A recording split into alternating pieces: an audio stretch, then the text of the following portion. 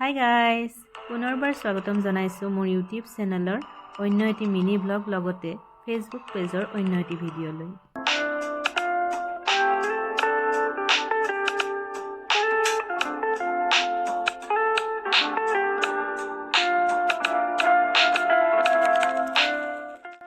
সেউজীয়াবোৰ দেখি আপোনালোকে হয়তো গমেই পাইছে, আমি আজি আহিছোঁ এখন নাৰ্চাৰীলৈ। আমাৰ ওচৰতে থকা এখন ধুনীয়া নাৰ্চাৰী, উত্তৰণ নাৰ্চাৰী। ভাবিছোঁ অলপ ফুলৰ খেতি কৰোঁ, গতিকে ইয়াৰ পৰা কেইজোপামান ফুল লওঁ।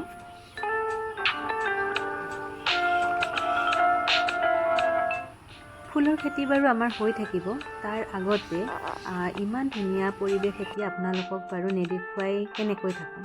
গতিকে আপোনালোকক অলপ গ্ৰীনেৰীখিনি দেখুৱাই লৈছোঁ। যিহেতু বতৰটো ডাৱৰীয়া, বৰষুণ হৈ আছে, ফুলৰ পাতবিলাক বৰষুণ পৰি ধুনীয়া চাফা হৈ আছে, দেখিবলৈ খুব ধুনীয়া লাগিছে।